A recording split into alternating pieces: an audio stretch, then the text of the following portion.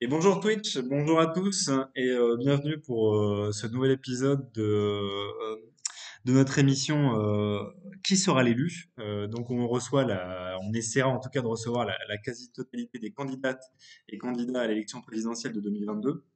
Aujourd'hui, on a le plaisir d'accueillir Clara Heger, qui est la candidate de Espoir RIC, l'occasion pour nous de découvrir son programme et l'occasion pour vous de poser toutes les questions que vous vous posez à ce sujet. Bonsoir Clara Heger.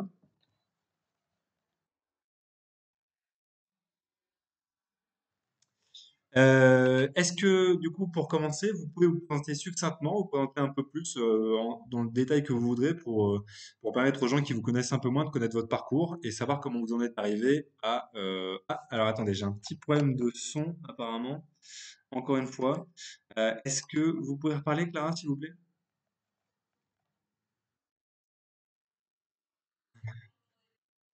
J'ai l'impression que les gens nous entendent. Euh, alors moi ils m'entendent apparemment, mais malheureusement pas vous. Je vais essayer de Mais régler moi ça. non. Je sais pas bien ce que je peux faire, je Non, vous avoue. je crois que tout malheureusement dépendra de moi. Est-ce que maintenant vous entendez, hein? Ah, a priori c'est bon, j'ai réussi à résoudre le petit problème C'est bon? Écladus. Est-ce que tu peux nous confirmer dans le chat que tu entends bien Clara Heger, hein? Ouais. Faut peut-être que je parle. Non, non, Ouais, c'est bon. c'est bon, il confirme. Voilà, donc je m'excuse à nouveau pour les gens qui sont là dans le chat et donc voilà, je vous laisse la parole. Clara, est-ce que vous pouvez prendre votre parcours et nous dire ce qui vous a amené aujourd'hui à présenter votre candidature à l'élection présidentielle? Eh bien, voilà, je m'appelle Clara Heger, j'ai 33 ans. Dans le monde professionnel, je suis professeure à l'université de Groningen aux Pays-Bas, professeure en relations internationales. Et voilà, ce qui m'intéresse, c'est tous les systèmes qui font que les citoyens, vous et moi, on a du pouvoir sur les grandes décisions qui concernent l'avenir de notre pays. Donc c'est un peu ce à quoi je m'intéresse. À l'origine, c'est pas ce que j'avais voulu faire. J'ai une formation pour travailler dans l'action humanitaire. J'ai travaillé quelques années dans l'action sociale, la mobilisation d'habitants notamment, comment faire changer son quotidien quand on a un logement insalubre ou quand on a des rapports difficiles avec ses voisins. C'est un peu comme ça que j'ai commencé. C'est là où je me suis heurtée vraiment au fait que pour changer les choses en France, c'est pas évident. Quand on souhaite le faire en tant que citoyen, on n'a pas beaucoup d'outils en fait pour pouvoir changer concrètement les choses. Donc je me suis petit à petit engagée sur ces questions-là et c'est vraiment quand j'ai vécu en fait, j'ai vécu y a deux éléments de mon parcours qui expliquent, je pense, pourquoi j'en suis là aujourd'hui. La première chose, c'est j'ai vécu 2 ans en Suisse, dans le canton de Genève, et j'ai vu en fait à l'œuvre ce que c'est que la démocratie directe, ce que ça fait quand les gens peuvent lancer des pétitions sur des sujets, organiser des campagnes, et c'est assez magique quand on le voit de près, et du coup, on pourra peut-être en discuter. Et puis l'autre chose, ça a été ma rencontre avec Raoul Maniberton, qui lui travaillait déjà sur voilà, quels sont les instruments qui donnent le plus de pouvoir possible aux citoyens et qui évitent qu'ils subissent sans cesse les décisions politiques. Et c'est ça qui m'a poussée à m'engager sur la démocratie directe, sur vraiment la question de la démocratie, qui est une question quand même assez centrale. Mon engagement a pris différentes voies. Je ne sais pas si ça vaut le coup de les répéter dans le détail, mais j'ai créé un mouvement un peu qui défendait deux choses à l'époque. C'était plus de pouvoir aux citoyens directement, donc le fait qu'on puisse écrire directement la loi, mais aussi que les villes et les communes en France puissent avoir aussi plus de pouvoir. Et puis après, j'ai été tirée au sort pour rejoindre un mouvement qui s'appelait le Mouvement d'initiative citoyenne aux dernières élections européennes.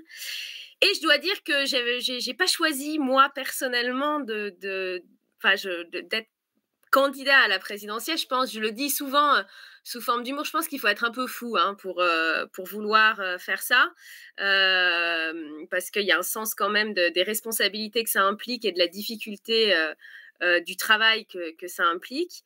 Et en fait, moi, c'est une proposition qui m'a été faite suite à la mise en commun de différents groupes qui étaient actifs sur la question du référendum d'initiative citoyenne, se sont dit un peu, allez, tiens, et si on piratait l'élection? Si à l'élection présidentielle, on était là pour porter auprès quand même du plus grand nombre, c'est malheureusement l'élection, c'est un des moments dans notre système politique où les gens s'intéressent à la politique, parlent de politique. Donc on s'est dit, il faut vraiment pas lâcher la pression sur la question de la démocratie. Et qui d'autre qu'un mouvement citoyen peut défendre ça, défendre l'idée que les citoyens puissent avoir plus de pouvoir dans un système où voilà, les partis politiques, c'est pas tellement dans leur intérêt de le faire, on y reviendra. Donc la proposition m'a été faite. Et puis voilà, j'ai passé une nuit compliquée à réfléchir dessus et je me suis dit à un moment donné, faut aussi sortir de sa zone de confort et se lancer dans des choses voilà, qui peuvent être un peu exposantes, mais qui sont pour une cause qu'on croit juste. Et voilà, c'est comme ça que je me suis retrouvée là où je suis aujourd'hui. Ok. Et du coup, bon, on peut effectivement rentrer tout de suite dans le vif du sujet. Alors, votre mouvement, c'est Espoir RIC. Et quand on lit votre programme, le RIC, il est central. Et c'est un RIC assez précis d'ailleurs qui est porté dans votre programme. C'est le RIC constituant. Alors, est-ce que vous pouvez expliquer un petit peu en quoi ça consiste et revenir un petit peu aussi sur le calendrier que vous proposez pour le mettre en place? Oui, alors notre programme, il est axé sur deux mesures. La plus centrale, c'est effectivement le référendum d'initiative citoyenne constituant, qui est une idée très très simple, mais extrêmement radicale démocratiquement. C'est l'idée que instaurer le RIC constituant, ça permet à chaque citoyen de disposer d'un nouveau droit politique, qui est celui d'écrire la Constitution, c'est-à-dire de pouvoir changer la Constitution, proposer des modifications à la Constitution. Je ne sais pas, Antoine, si vous, il y a des sujets qui vous intéressent particulièrement. Je ne sais pas si vous avez, pour donner un peu du concret à la Alors, chose, ou si alors, les personnes qui nous écoutent. Alors, il y a une ligne importante dans le journal Le Dranche, c'est l'impartialité de la rédac. Du coup, alors effectivement, comme Ecladus se met dans le chat, il y a un sujet qui m'intéresse beaucoup, c'est la bière. Mais malheureusement, je peux pas dévoiler quels sont mes sujets de prédilection. Mais par contre, alors, il y a des sujets que nos lecteurs nous demandent beaucoup. Ça va être par exemple l'alimentation ou l'énergie, par exemple, Ouais, ou alors les voilà. questions Ça, d'immigration, c'est par des, exemple. alors ça, c'est très intéressant parce que alimentation et énergie, peut-être moins immigration, on en parle plus, mais je ne sais pas si vous avez remarqué, c'est des sujets dont on parle assez peu dans la campagne actuelle. Ouais, c'est Et vrai. c'est pourtant des sujets, à chaque fois qu'on en parle entre citoyens, on se dit, bah ouais, la résilience alimentaire, comment on rend aussi notre agriculture plus soutenable, plus locale. Eh bien voilà, avec le RIC constituant, on pourrait imaginer qu'un groupe de citoyens décide, par exemple, d'inscrire dans la Constitution la protection de l'agriculture paysanne avec une proposition très concrète et qu'ensuite, bah, avec cette proposition, ils vont soutenir et récolter un certain nombre de soutiens via des pétitions. Nous, la proposition qu'on fait, c'est 700 000 citoyens qui soutiennent une proposition. Et une fois que la barre des 700 000 est passée, eh bien, la proposition est soumise directement au vote sans qu'à aucun moment, si vous voulez, un élu ou un responsable politique puisse dire non, non, j'interromps le processus. C'est vraiment l'idée de créer une modalité directe d'implication des citoyens en politique. On a choisi la Constitution, pourquoi? Alors ça paraît peut-être très technique, mais en fait, quand les citoyens ont le dernier mot sur la Constitution, ça produit quelque chose de très simple, c'est que ça renverse le rapport de pouvoir entre les citoyens et les représentants. C'est-à-dire, ça fait en sorte que vraiment les patrons du système politique, ceux à qui vraiment les partis politiques essayent de plaire, ceux qu'ils essayent de satisfaire, eh bien, ça devient les citoyens. C'est pas ce qu'on vit dans notre système politique où, en fait, la plupart du temps, hors les moments d'élection, on subit des décisions sans qu'on ait les moyens vraiment de s'opposer à des décisions qui ne nous plaisent pas et surtout sans que vraiment la politique se passe au nom du plus grand nombre et sur des sujets qui intéressent. Donc le RIC constituant, c'est cette idée-là, c'est l'idée de dire, voilà, il faut que la Constitution, qui est le texte de loi le plus fondamental, soit contrôlée par les citoyens, qu'ils puissent l'écrire, mais que ce soit eux seuls qui puissent valider des changements constitutionnels. Donc ce que ça produit, c'est ce que je disais, hein, il y a plus d'initiatives qui partent des citoyens. Et puis ce que ça produit concrètement, c'est que les représentants vivent en permanence avec la crainte d'un référendum et d'un désaveu populaire. Et ça change vraiment, même quand les gens ne votent pas, la façon de faire de la politique, puisque ça replace au sommet de la pyramide les citoyens qui deviennent vraiment les donneurs d'ordre. Alors attendez, il y a plein de choses, il y a plein de questions à poser, il y a des questions dans le chat, il y a plein de notions à réaborder. Alors déjà, peut-être préciser à nos auditeurs qui le savent un Ouais. peu moins, c'est qu'aujourd'hui, pour changer la Constitution, il faut réunir ce qu'on appelle les chambres en congrès, donc le Parlement et le Sénat, et qu'au moins 3/5 de ce congrès valide le changement constitutionnel. L'autre chose à dire, c'est que vous défendez un RIC assez particulier, donc le RIC constituant, qui permet de changer la Constitution. Ce qu'il faut préciser aussi, c'est qu'il y a d'autres mouvements ou d'autres RIC tout simplement qui existent. Les plus connus, notamment, c'est le RIC législatif, donc la possibilité pour les citoyens de proposer une loi. Le RIC abrogatif ou abrogatoire qui permet justement d'annuler une loi, ou encore le RIC Mhm. révocatoire qui permet de révoquer un élu. Là, vous centrez vraiment votre Tout à programme sur fait. le RIC constituant. Pourquoi pas permettre aux citoyens Mhm. de questionner ou d'interagir dans la vie démocratique avec d'autres formes de référendum? Vous m'avez entendu ou pas? Je vous entends très très mal. Si vous pouvez rester là, la Ah, connexion est vraiment pas sans sas. je m'excuse. Et du coup, je vous entends. Non, ma question c'était est-ce que vous laisserez la possibilité aux citoyens d'utiliser les autres formes de RIC, hein? Bien sûr. Alors, il y a une question qui est une question un peu d'ordre, je dirais, stratégique. Alors, quand vous dites RIC législatif, il faut bien, je pense, clarifier la différence entre la loi ordinaire et la loi constitutionnelle. Et il y a souvent un peu des confusions, et je sais que vous avez reçu Monsieur Asselineau à cette antenne. Souvent, on dit oui, mais avec l'Union européenne, on ne peut plus rien faire.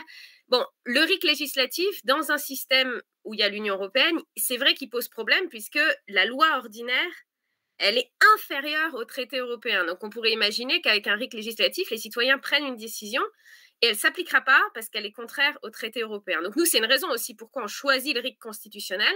C'est celui qui permet de tout faire. Quand on a la main sur la Constitution, on peut tout faire. On peut créer d'autres formes de RIC. L'idée, c'est vraiment de s'unir sur une mesure qui est une mesure qui change fondamentalement la manière de faire la politique et qui donne le maximum de pouvoir possible à chacun des citoyens et qui permet ensuite qu'on aille, par exemple, alors soit des partis politiques aux législatives qui vont proposer des RIC révocatoires, des RIC, comme vous disiez, abrogatifs, mais aussi que les citoyens puissent décider quelles seront les modalités d'exercice de ces RIC-là. Un autre enjeu, pourquoi nous on se cible sur la question du RIC constituant, ça vient aussi un peu de notre histoire. Je pense que ça aura échappé à personne que maintenant, bon, c'est difficile pour un candidat à la présidentielle de se dire contre la démocratie. Tout le monde dit ah, le RIC c'est génial, sans vraiment clarifier comment ça va se mettre en œuvre, quand il va être mis en œuvre. Et j'oublie pas votre question sur le calendrier. Par contre, une chose est claire, c'est que personne aujourd'hui ne propose un RIC constituant, c'est-à-dire un RIC qui donne le maximum de pouvoir aux citoyens et le propose pas seulement en disant ah oui c'est super, je l'ai dans mon programme, mais qu'il le met comme une mesure principale avec un calendrier clair de mise en œuvre. Et nous, toute l'idée d'Espoirix, c'est de dire c'est une proposition qui est crédible, qui est faisable, et maintenant il faut mettre cette pression-là parce que les élus ne peuvent pas dire que c'est pas possible, que c'est compliqué pour un président de mettre en place. Nous, on a détaillé, si vous voulez, tout ce que pourrait utiliser un président qui voudrait le faire.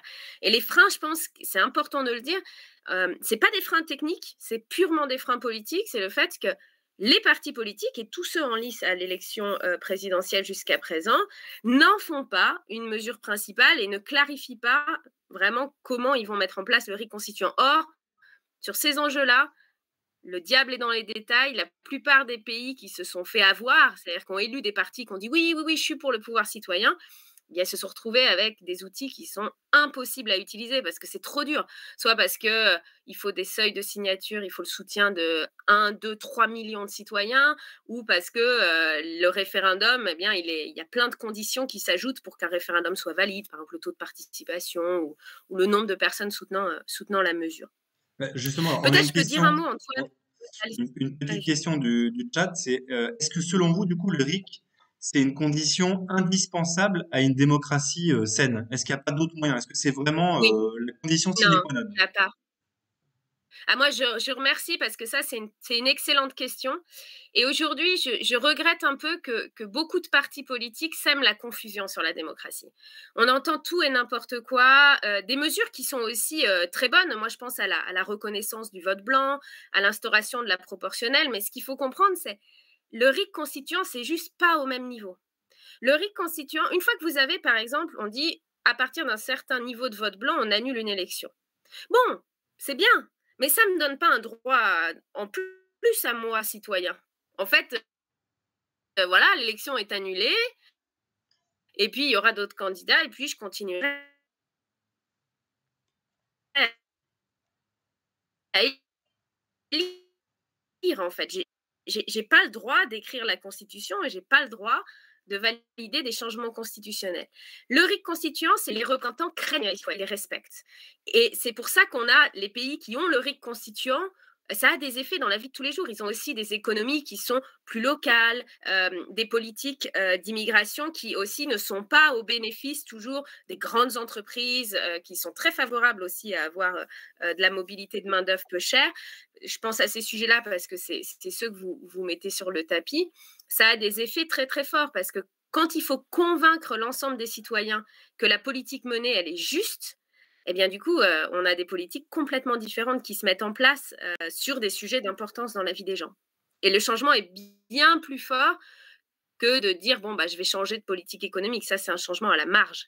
Nous, ce qu'on veut, c'est vraiment changer de paradigme. Ok. Il y a une autre question, alors très technique pour le coup, très précise, c'est le seuil des 700 000 personnes. Comment vous l'avez choisi? Ouais. C'est une question qui revient souvent quand on parle de RIC. Ouais, et je trouve que c'est encore une fois une excellente question. En fait, le seuil des 700 000, vous savez, quand on définit un seuil de signature, il y a deux écueils. Un seuil trop haut, qui fait qu'en fait, ça décourage, c'est trop compliqué. Et on a un pays, notre pays est un pays aussi où on a beaucoup de personnes qui vivent en zone rurale et pour qui ça peut être plus difficile d'avoir un grand nombre de signatures, hein. C'est plus éclaté sur le territoire que dans les villes. Donc le seuil trop haut, ça c'est une façon pour tuer la démocratie. On fait des seuils très très hauts. D'ailleurs, je pourrais prendre l'exemple, le référendum d'initiative parlementaire qu'on a eu sur les aéroports de Paris, 4 millions de signatures. On le sait si on compare à tous les dispositifs qui existent, eh bien, c'est le plus et celui qui ne se réalisera jamais. On le sait déjà avant que les gens essayent de collecter des signatures. Et puis l'autre écueil, c'est un seuil trop bas qui fait qu'en fait, on va voter trop souvent, quoi. On va avoir des propositions qui représentent une minorité trop petite de personnes et que ça va décourager. Au bout d'un moment, on n'en pourra plus. On va avoir des sujets. Donc, il faut quand même que les sujets représentent un nombre de citoyens assez gros. On a choisi 700 000 parce qu'en fait, une partie de mon travail au quotidien, bah, c'est de comparer les institutions démocratiques. Et on s'est basé sur tous les pays qui ont un RIC qui fonctionne, combien de signatures ils ont. Puis on l'a rapporté à la population française. On a choisi pas un pourcentage, parce qu'un pourcentage, c'est un peu un piège, parce qu'il faut bien comprendre que le droit d'initier un changement constitutionnel, c'est un droit fondamental. C'est pas un droit qui est lié à combien vous représentez de la population. C'est pour ça qu'on a choisi un chiffre absolu. Un chiffre absolu, c'est 700 000 personnes, c'est une minorité assez grosse pour que l'enjeu soit écouté et soit mis à l'agenda. Bon, c'est très clair, hein. J'ai une question aussi très importante qui est revenue pas mal, c'est, je reprends le texte de votre site, vous dites, vous prévoyez à chaque fois une campagne garantissant la diffusion de débats contradictoires et de toutes les informations nécessaires à un choix éclairé, hein. Et alors ça, c'est une question qui est Oui, revenue souvent. Comment vous faites avec oui. des groupes de presse qui sont détenus par une dizaine de grandes familles, qui ont une influence significative sur le contenu éditorial de ces grands médias, pour garantir un débat contradictoire de qualité qui va pas venir fausser un peu le jugement de la plus grande masse et influencer sur le résultat du vote, hein. Ça, c'est une question importante aussi. Il y a plusieurs niveaux de réponse. Le premier niveau, qui est le plus basique, c'est faut faire attention à ne pas surestimer le pouvoir des grands groupes de presse. C'est-à-dire, on a aujourd'hui une situation où, je ne sais pas si vous avez vu les derniers chiffres, 13% à peu près des Français font confiance aux grands médias aujourd'hui, c'est très peu. Et la plupart, ce qui est assez intéressant, c'est la plupart des référendums qui ont eu lieu où tous les médias martelaient du même côté. Je pense par exemple au projet de constitution sur l'Europe en 2005. Peut-être que pour les auditeurs, c'est un souvenir, peut-être qu'ils étaient trop jeunes ou c'est un souvenir On en a parlé il ancien, y a mais pas longtemps avec des spécialistes de la démocratie participative, donc ils doivent l'avoir en tête, hein. voilà. Voilà, donc ça, typiquement, tous les médias avaient voté en faveur du oui et c'est le non qui a gagné. Le Brexit, c'est pareil, hein, le référendum de sortie de la Grande-Bretagne de l'Union européenne. Il faut se rappeler que tous les partis politiques et tous les médias étaient favorables au maintien dans l'Union européenne et que voilà, les citoyens ont voté différemment. Mais ça, c'est une remarque, et je vous l'accorde, mineure. L'autre aspect, c'est déjà le RIC constituant, quand on a la main sur la Constitution, ce qu'on sait, c'est que souvent les premières propositions qui sont portées par les citoyens et qui émergent jamais des partis politiques, c'est le contrôle des représentants et le contrôle des médias. C'est-à-dire, on va avoir vraiment, je pense, une série de propositions qui vont porter sur qu'est-ce que ça veut dire une presse indépendante, quels moyens on se donne pour garantir cette indépendance. Et on a déjà plein de projets contradictoires. La dernière aspect, c'est, il est important, nous, on adjoint un outil qui est assez intéressant et qui a été pratiqué dans 2 régions. C'est l'Oregon, qui est un État des États-Unis, et la ville de Sion, en Suisse, qui est l'idée d'avoir un panel de citoyens qui vont se pencher sur une question et fournir un argumentaire qui est l'argumentaire des citoyens. C'est-à-dire l'argumentaire qui permet aux citoyens de se faire un avis sur la question, parce qu'à chaque fois qu'on a un RIC, on reçoit aussi une série d'informations, alors le positionnement du gouvernement, on aura le positionnement de ce groupe de citoyens qui aura travaillé sur ce sujet, qui donne aussi une idée. Vous allez voir aussi dans la presse que tous les grands groupes économiques vont se positionner. Et quelque chose qu'on voit beaucoup dans les pays qui ont le RIC constituant, et je pense qu'on sent tous un peu au quotidien, c'est que souvent, quand on doit se positionner sur un enjeu, si on n'a pas une opinion très forte, on aime bien regarder comment se positionnent ceux qui sont très très différents de nous. Donc faisons un exercice de pensée, imaginons que demain on a un référendum sur l'énergie et que Total, une proposition sur l'énergie, et que Total dise non, ça vraiment il faut voter comme ça, c'est important pour les Français. Je pense que tout le monde aurait la puce à l'oreille de dire si Total défend ça, est-ce que c'est vraiment ce que le plus grand nombre souhaite? Et souvent c'est ça qui se passe, c'est qu'on se positionne en fonction des opinions qui s'expriment. Donc voilà, je dirais 3 réponses. Attention à ne pas surestimer le poids des médias. Aujourd'hui, on sait que la plupart de l'information, elle se passe ailleurs. Les exemples de référendums où les médias ont influencé le vote sont limités. On a les outils de type conseil citoyen. On peut aussi sacraliser le temps de parole du pétitionnaire, c'est-à-dire lui permettre d'avoir un accès aux médias, celui qui porte sa proposition. Et puis, ce que je disais, c'est le fait, ce que produit le RIC constituant, c'est que tous les médias, tous les lobbies vont devoir convaincre les gens. Leur activité va être plus visible, ce qu'ils défendent va être plus visible, et rien que ça va être un indicateur de où est peut-être la bonne décision. Ok, c'est très clair. Alors, justement, alors, une autre question qui est beaucoup revenue par rapport au RIC, hein, c'est la question du temps long. Dans votre programme, vous parlez notamment par exemple, d'énergie, hein, et vous précisez en préambule de ce chapitre que les politiques énergétiques doivent s'inscrire sur le long terme, hein. Alors la question qui est beaucoup revenue quand on a préparé l'émission, c'est est-ce que justement le grand public, il a cette capacité qu'on prête souvent plutôt d'habitude aux femmes et aux hommes politiques de prendre un peu de hauteur et de s'inscrire sur le temps long avec une vision stratégique, hein. Est-ce que c'est pas le risque d'avoir une population qui est peut-être plus sensible à l'émotion et aux préoccupations à court terme, hein? Est-ce que vous voyez pas ce risque-là sur la définition des stratégies au long cours finalement? Non, je pense que une chose est sûre, c'est que les hommes et les femmes politiques ont un horizon à 5 ans. C'est ça, c'est la réélection.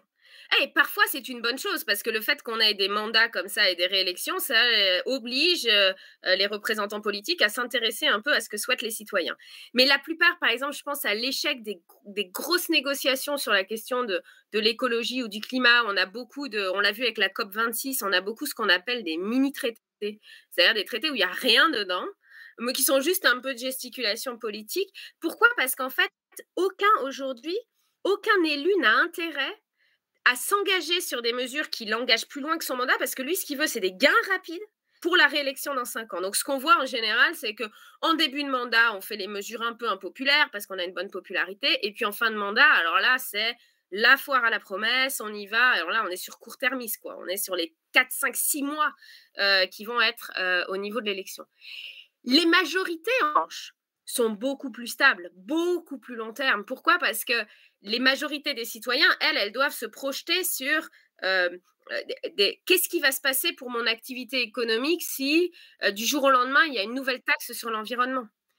Donc, les décisions qui sont prises vont être des décisions qui vont beaucoup plus prendre en compte les intérêts différents des gens dans la société et qui vont s'inscrire dans le temps beaucoup plus long. Un des exemples que je donne souvent, c'est l'éducation.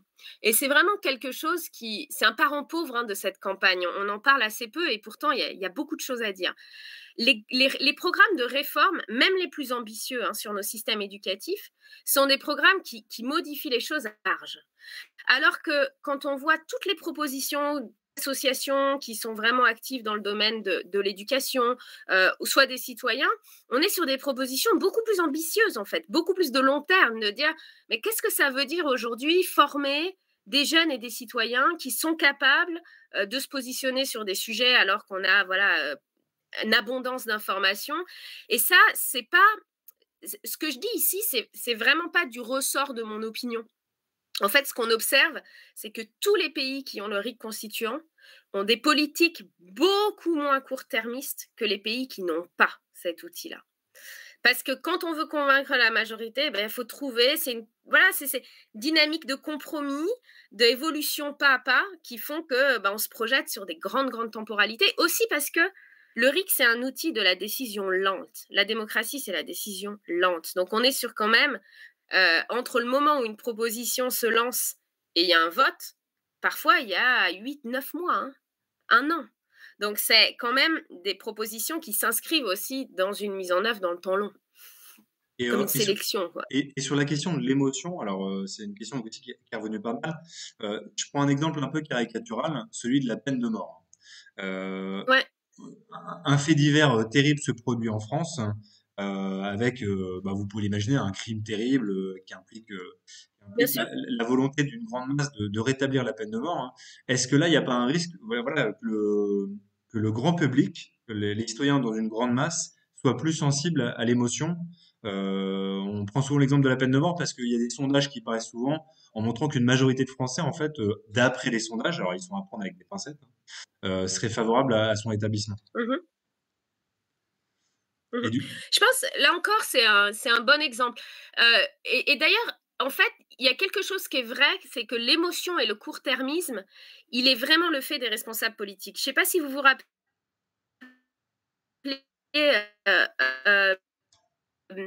il y a eu toute une série d'affaires criminelles qui ont choqué ou qui ont été d'une dureté telle qu'elles ont produit très rapidement des ajustements de la justice, un durcissement des peines, etc.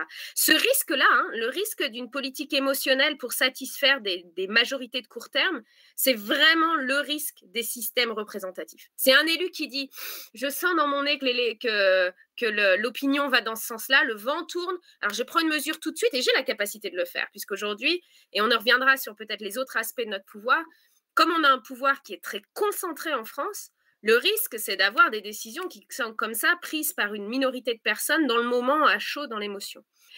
Alors que, imaginons, on a une affaire atroce, une affaire criminelle atroce, et on a des citoyens qui lancent une proposition de rétablissement de la peine de mort.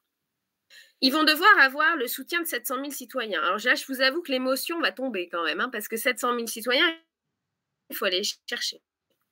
Ensuite, va s'ouvrir un temps de débat, 4 à 6 mois, sur ce sujet. Ce qu'on observe, c'est que souvent, en début de débat, les majorités on fait un sondage en général au début. On dit, si le vote avait lieu demain, ce référendum sur le rétablissement de la peine de mort, que voteriez-vous? Et puis après, on suit comment ça évolue au moment du débat de long terme. Et souvent, ça change en fait. Les opinions changent parce qu'on discute, parce qu'on va avoir vraiment un vrai débat sur est-ce que la peine de mort, ça garantit une justice plus efficace et plus juste. Donc, vous voyez, 700 000 signatures, 6 mois de débat, l'émotion, elle sera passée. Par contre, l'émotion, le risque, c'est qu'elle oriente un peu la main de politiques tout-puissants qui décident de changer d'un coup la loi pénale parce que ça leur est favorable ou ils pensent que l'opinion y est favorable. Je pense que sur ces sujets, la peine de mort comme d'autres, notre système est malade de l'absence de débat et d'une série de non-discussions sur des sujets qui nous concernent tous.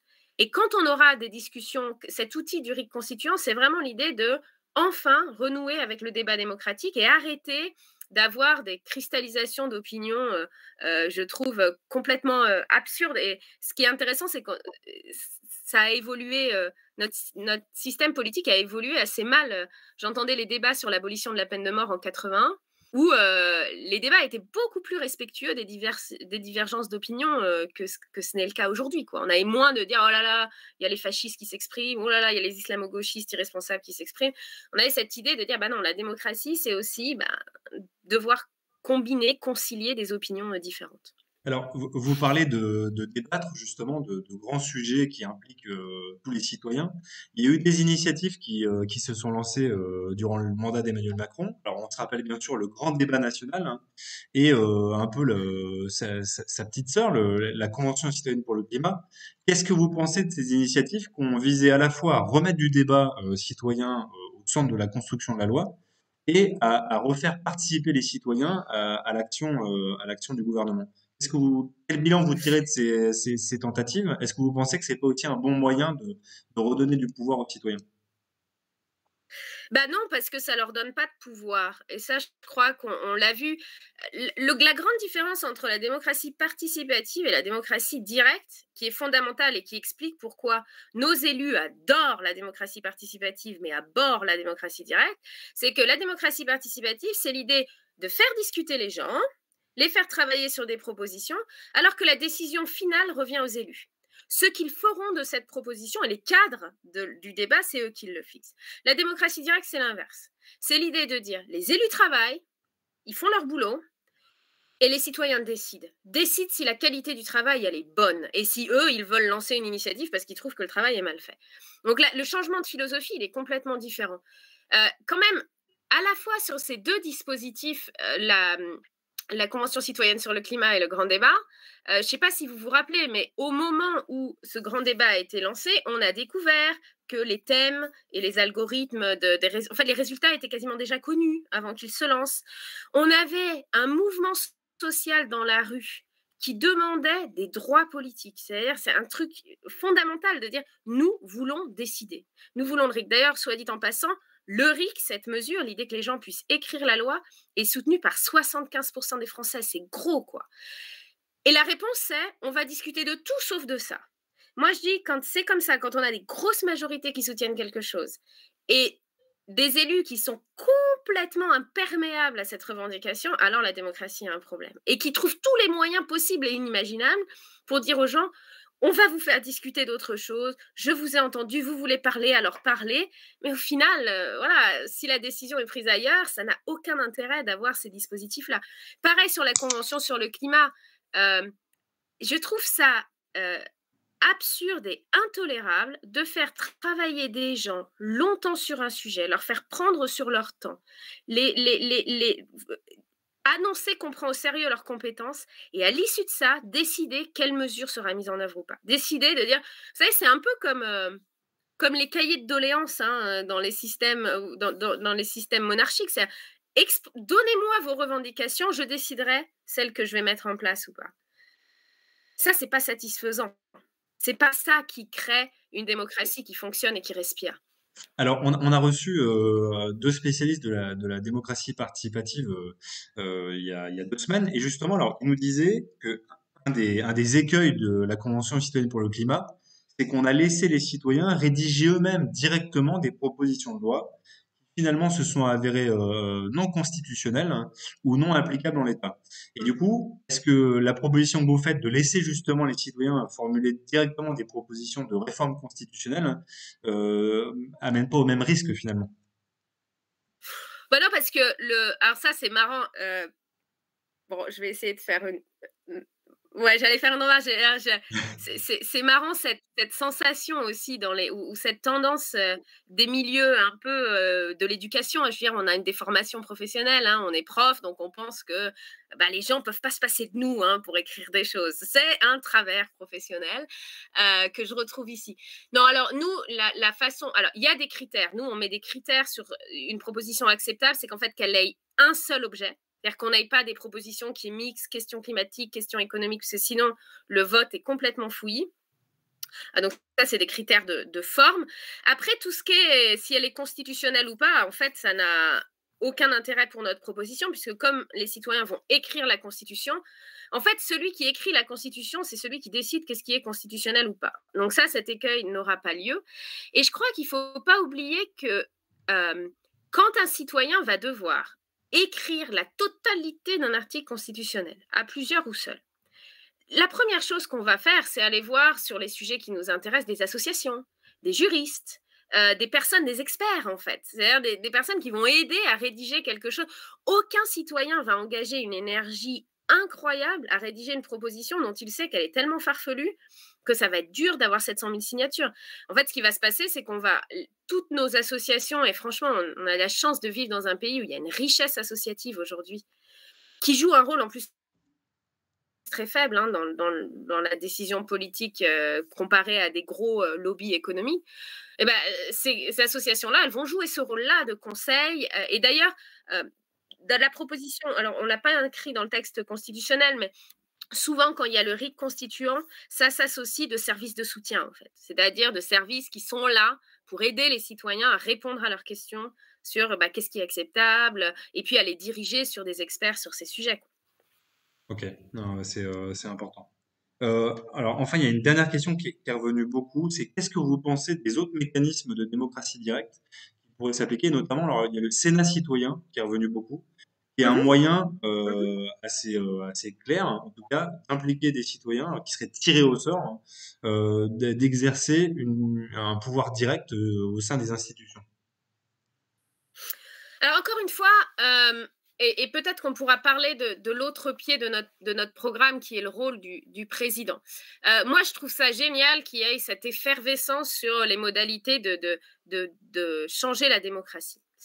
Par contre, la grande différence entre le RIC constituant et un Sénat citoyen, c'est que le RIC constituant, c'est le droit que vous et moi, et les gens qui nous écoutent, nous avons en permanence, c'est un droit inaliénable de pouvoir écrire la Constitution et voter la Constitution. Qu'on soit tiré au sort, une assemblée qui est investie de ce rôle-là, eh bien, l'ensemble des citoyens n'ont pas la possibilité d'écrire. Ils la perdent. Ils perdent ce droit-là à partir du moment où il y a une assemblée qui joue ce rôle-là. Le RIC constituant, vous voyez, c'est quelque chose de complètement différent. J'aime bien prendre ce parallèle parce que je trouve qu'il est parlant. Quand on me répond souvent, quand je parle du RIC constituant, on me dit « Ouais, mais c'est pas mal une assemblée constituante aussi. » Et moi, je dis « Bah ouais, mais imaginez au moment où on a eu des débats sur le suffrage féminin et où c'était évident que les femmes, et des partis d'hommes, souhaitaient le droit d'élire. Imaginez que la réponse qui leur était faite, c'est « Ouais, mais ce qu'on pourrait faire, c'est créer une commission de femmes tirées au sort qui nous diront ce que les femmes veulent sur une série de sujets. Et elles seront représentatives, vous inquiétez pas, c'est pas grave en fait si les autres n'élisent pas, puisqu'il y aura ce groupe-là représentatif. Mais c'est fondamentalement pas la même chose en fait. C'est vraiment, le RIC constituant, c'est le droit que j'ai en tout temps, à tout moment, que je siège dans une assemblée ou pas, d'écrire la loi et la loi constitutionnelle et de la voter. C'est-à-dire c'est un droit qui est individuel, qui est le mien, qu'on ne m'enlève pas, et qui fait que ça a des effets en fait sur le système politique. C'est-à-dire même quand les gens ne votent pas, eh bien l'idée que chacun de nous, on a ce nouveau droit et ce nouveau pouvoir-là, eh bien ça change la façon dont les élus font de la politique. Alors qu'une constituante, elle met un peu de pression au moment où elle se met en place, ou une assemblée, mais c'est quelque chose de différent. Ça ne veut pas dire que ce n'est pas une bonne idée. Je dis juste qu'il faut distinguer deux choses. Il faut distinguer la mesure prioritaire et fondamentale qui fait changer de système et toutes les mesures qui sont importantes. J'entends par exemple souvent sur le vote blanc, et parfois, je vous assure, je me retrouve dans des débats avec des candidats où je me dis, mon Dieu, c'est compliqué quand même d'expliquer. Où tout le monde dit, ah, moi j'adore le vote blanc. Mais on s'en fout, ça. La question, c'est comment vous allez le décompter concrètement. Parce que moi aussi, j'aime bien le vote blanc, mais qu'est-ce que ça veut dire? Ça veut dire qu'à partir d'un certain niveau de vote blanc, on invalide l'élection. Ça veut dire que ça décroît, c'est décompté, du coup, les majorités, on ne peut plus gagner à la majorité absolue. C'est quoi la proposition? Là, c'est pareil, sur ces dispositifs-là, le diable est dans les détails, et l'idée, c'est de s'unir sur une mesure qui change et qui permette vraiment aux citoyens d'avoir un contrôle des règles du jeu politique et de plus laisser la formulation des règles du jeu politique à ceux qui jouent dedans, aux partis politiques. Parce que, si vous voulez, si on y pense, c'est absurde. Faire définir les règles d'un jeu à ceux qui gagnent à ce jeu, ça veut dire que les règles seront très probablement pipées en faveur de ceux qui gagnent. Donc, il faut que collectivement, on retrouve un contrôle sur ces aspects-là. Donc, pour être très clair pour nos auditeurs, pour vous, il n'y a aucun salut dans la démocratie représentative. Il faut impérativement que les citoyens aient la possibilité d'agir directement. Non, il y a la démocratie représentative, c'est important, mais il faut qu'elle soit représentative. Et tous les pays, tous les penseurs qui se sont engagés dans la démocratie directe disaient la démocratie directe, c'est le meilleur moyen d'assurer que la représentation politique fonctionne. Si les citoyens n'ont pas ce droit-là, la représentation politique aura toujours des problèmes. On aura toujours une tendance de pouvoir de se concentrer aux partis politiques, d'arrêter de se faire compétition, mais plutôt de se diviser le pouvoir. Moi, je suis très favorable au rôle des représentants. J'ai pas envie de passer mes journées, j'ai un enfant en bas âge, un travail, je veux pas passer mes journées à écrire des propositions constitutionnelles. Mais je veux juger, que nous, citoyens, jugions de la qualité du travail de nos représentants. Et que ce ne soit pas eux-mêmes qui soient jugés partis de voilà, s'ils font leur travail bien ou pas. Ok. Non, mais c'est très très clair. Très bien. Est-ce qu'il y a un point important sur le RIC constituant ou sur votre programme qu'on n'a pas abordé? Ouais, j'aimerais revenir sur quelque chose qui est au moins tout aussi important et dont on parle un petit peu moins. C'est la question du rôle du président de la République. Et ça, c'est la proposition qui détonne dans Espoiric et qui parfois est mal comprise, mais j'espère pouvoir la transmettre assez clairement. C'est l'idée de dire le président de la République, si on regarde, on lit ce que sont les pouvoirs du président de la République, et on l'a complètement oublié, c'est un arbitre. On ne juge pas des qualités d'un arbitre de la même façon qu'on juge des qualités d'un chef du gouvernement, du Premier ministre. Un arbitre, ça veut dire quelqu'un qui s'engage à faire en sorte que le Parlement soit dans son rôle, que le gouvernement arrête de vraiment utiliser le Parlement comme une chambre d'enregistrement et j'ai plus de débat parlementaire, qu'on ait une justice dans son rôle, qu'on ait des pouvoirs locaux qui peuvent mettre en place tout ce qu'ils veulent mettre en place, tout ce qui est possible de mettre en place au niveau local, un pouvoir central qui arrête d'écraser. Ça, c'est quelque chose d'extrêmement important parce que introduire le RIC, et moi je me désole de tout, et je dis tous les candidats à la présidentielle qui se présentent sur des programmes de gouvernement à rallonge. Ces programmes, s'ils gagnent la présidentielle, ils ne peuvent pas les mettre en place. Pour les mettre en place, ils doivent cumuler le pouvoir et gagner la législative. Et ça, c'est la clé des problèmes dans notre pays. On ne peut pas avoir... Le RIC constituant, ça fonctionne aussi bien dans un endroit où les pouvoirs sont éclatés, sont divisés. Donc, il faut arrêter, et c'est aussi l'idée d'Espoiric, c'est de dire, il n'y a que nous, citoyens, pour faire ce travail d'éducation des élus et parfois des médias, et de dire, la présidentielle, les questions qui devraient être posées aux candidats, c'est dire, quel est votre style de résolution des conflits ? Si le gouvernement abuse du 49.3, qu'est-ce que vous allez faire? Et comment vous allez utiliser? Ça veut dire quoi pour vous être un arbitre? C'est ça les questions qu'on devrait poser. Et on devrait arrêter de poser des questions du genre alors vous êtes pour ou contre l'ISF? Alors vous allez enlever le pass sanitaire ou pas? Un président, c'est pas ça. Un président de la République, c'est un arbitre qui représente l'intégralité des citoyens et pas un camp, pas la politique d'un camp, et qui s'assure que les processus démocratiques fonctionnent. Quand on aura collectivement compris ça, on a un pas en avant qui est majeur et on pourra rejoindre la liste des pays démocratiques. D'ailleurs, peut-être un dernier fait en passant pour dire que ces sujets sont importants et parfois, dans l'urgence de nos vies, l'urgence économique, la crise sanitaire qui plombe, on peut facilement perdre de vue l'essentiel. La France aujourd'hui, dans tous les pays d'Europe occidentale, c'est l'avant-dernière en termes de qualité démocratique. On est battu par un pays, l'Italie. Ça, c'est quand même quelque chose qui est particulièrement troublant. Et je le dis avec toute...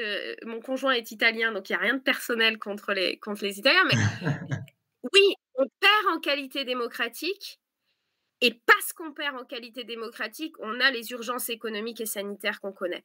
On a un gouvernement qui passe en force en permanence.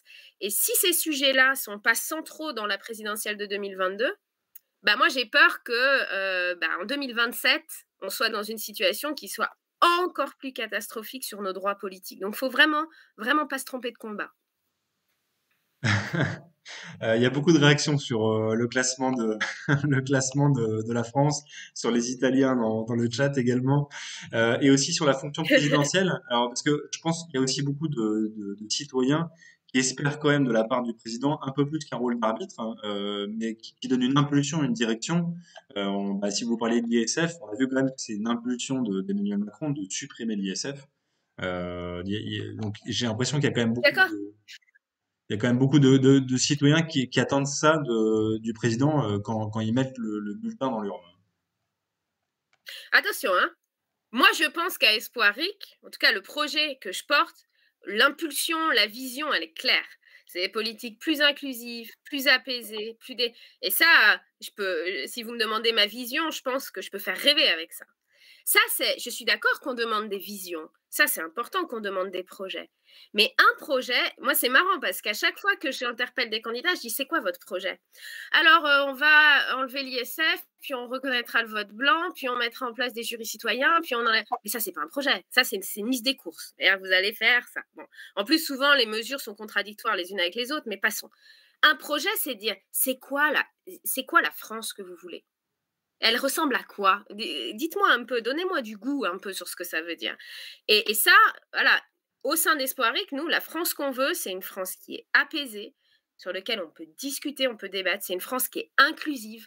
On arrête de railler les minorités, de maltraiter les minorités. Et je pense aussi à nos concitoyens des DOM-TOM aujourd'hui, qui sont vraiment des relégués de la République, avec des droits beaucoup plus restreints que ceux en métropole. Voilà, c'est ça, une politique inclusive, politique tournée vers l'avenir, de long terme, et où les citoyens ont le contrôle. Et ça, c'est, nous, la vision qu'on porte, et la crainte que j'ai, c'est que vraiment seul un mouvement citoyen portera cette vision. Parce que les autres visions qu'on a, c'est, bon, on est très proche de Noël, c'est le président Père Noël. Dis-moi ce que tu veux, je te le donne. Ça m'engage à rien, parce que si je le fais pas, c'est pas grave. J'en ai 10 000 de priorités. J'ai un programme à 120 points. Il y en a, bien sûr que je ne ferai pas. Mais dis-moi, vas-y, tu veux quoi? Tu veux un peu plus d'euros à la fin du mois? Pas de problème, on peut le faire. C'est pas ça qu'on attend d'un président de la République, sérieusement. On s'est habitué à ça, mais d'autres modèles sont possibles. Et voilà, avec Espoiric, on a voulu montrer que d'autres modèles sont possibles et sont crédibles. Ok, c'est très clair, hein. Est-ce que vous avez un dernier conseil ou une dernière invitation à formuler à nos auditeurs, notamment nos plus jeunes auditeurs? Moi, aux plus jeunes auditeurs, franchement, l'invitation, elle est rejoignez-nous parce que Espoiric, c'est un mouvement qui a commencé, on était 6. Et aujourd'hui, on est, on va dire, de personnes actives, beaucoup plus d'une centaine, et alors de militants en tant que tels, voilà, près de 7000 personnes qui font... On fait des choses, nous, on a besoin de jeunes qui aussi portent... Les jeunes aujourd'hui sont hyper mal représentés en politique. Et d'ailleurs, soit dit en passant, je ne suis pas aussi jeune que les plus jeunes peut-être qui nous écoutent, mais moi souvent une des remarques quand je fais des débats politiques avec d'autres candidats, là, ils disent « Ah, on aime la jeunesse ». Mais bon, avec mon expérience de la vie, alors je le prends un peu personnellement, comme si à 33 ans, on n'avait rien vu, on était novices. Mais vraiment, Espoiric, c'est un mouvement qui est ouvert, c'est un mouvement partisan. On a des personnes très jeunes de dire, en fait, notre système politique, c'est notre maison, quoi. Si on ne se met pas tous ensemble à essayer d'éviter qu'elle s'effondre et à mettre en place des fondations solides, ça ne marchera pas. Et ce à quoi on aspire à Espoiric, c'est que cette démarche, elle parle au plus grand nombre.